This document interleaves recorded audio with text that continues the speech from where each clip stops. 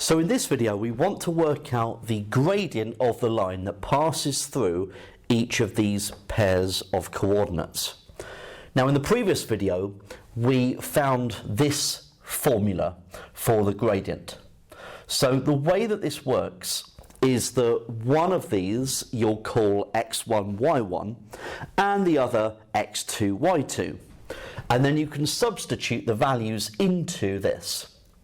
So x1, y1 appears in its own column and x2, y2 appears in its own column.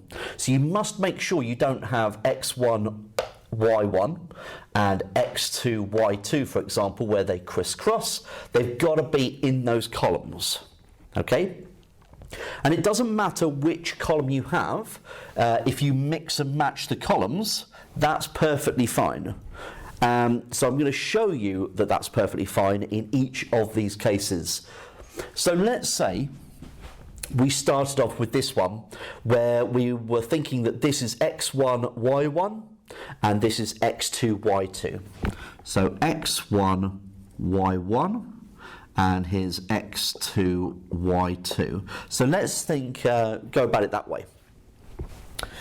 So the gradient would be y2, which is 11, take away y1, which is 3, divided by x2, which is 5, take away x1, which is 1. So you can see that the coordinates 5, 11 and 1, 3 appear in the fraction, so as columns. 11 take away 3 is 8, 5 take away 1 is 4, 8 divided by 4 is 2. So the gradient is 2. So let's see it the other way round. So let's imagine that we did it the other way round, where this is x1, y1 and this is x2, y2. Okay, so we have y2, which is 3, take away y1, which is 11, divided by x2, which is 1, take away x1, which is 5. So you should still have the coordinates in columns 1, 3, 5, 11. 3 take away 11 is minus 8. 1 take away 5 is minus 4. Minus 8 divided by minus 4 is 2. So you'll get the answer whichever way round you label x1, y1 and x2, y2. It's just making sure that you get those columns in and they appear as the coordinates. If you've got them crisscrossing, then you know you've gone wrong. Okay?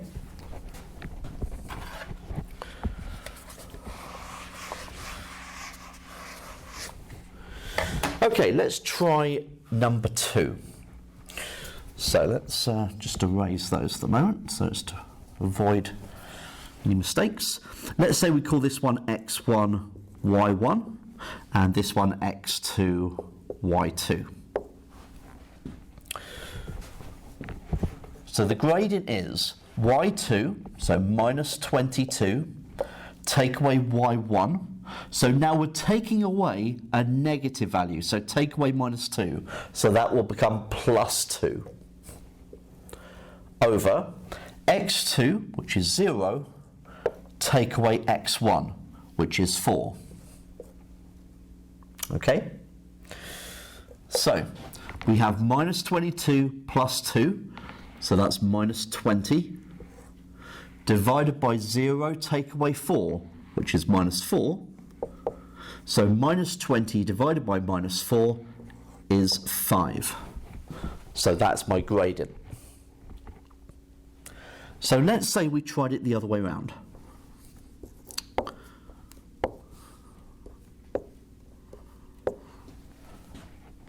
So this time we have y2, which is minus 2, take away y1. So we're taking away a negative here. Taking away minus 22 is the same as adding 22.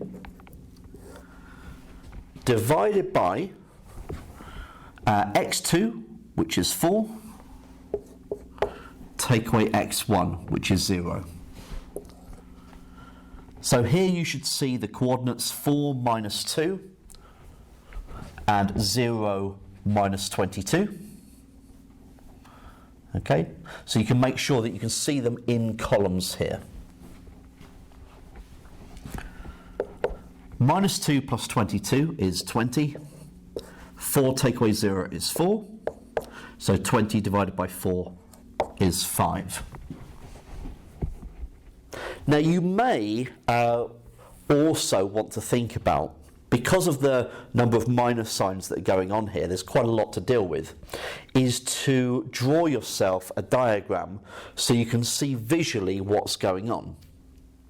So if you've got the point 4 minus 2, just put a point on the page,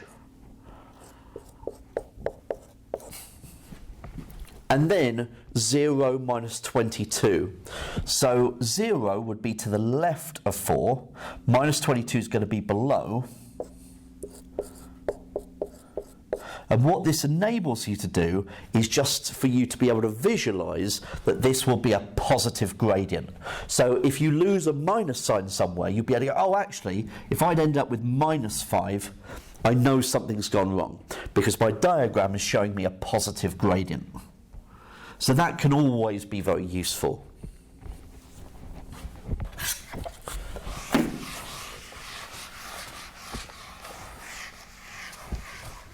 Right, let's have a look at number 3.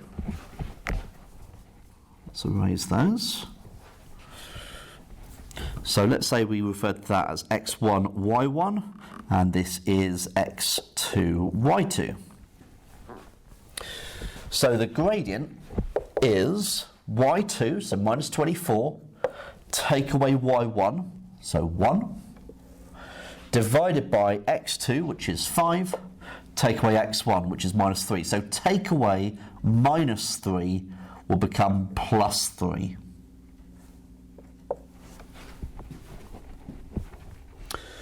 So here we've got minus 24 take away 1, which is minus 25, divided by 5 plus 3, which is 8.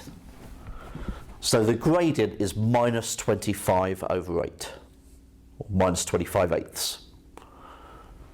Now if we do it the other way around,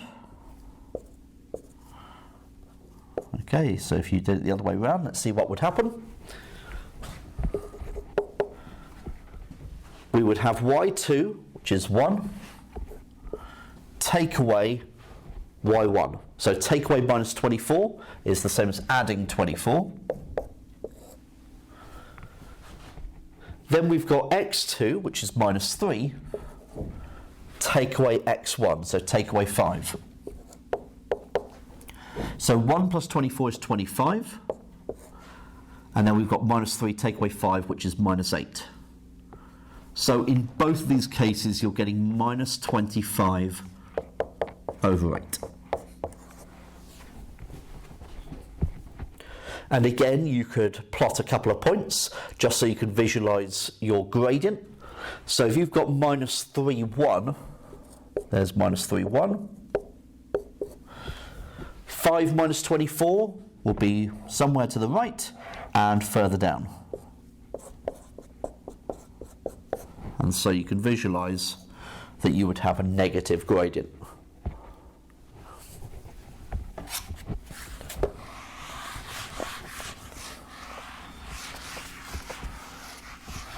Okay, right, last one.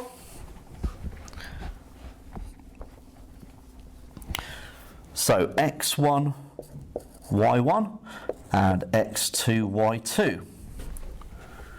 So your gradient is y2, 15, take away y1. So take away minus 8 is plus 8, divided by x2, which is minus 7, take away x1, which is minus 3. So take away minus 3 is the same as adding 3.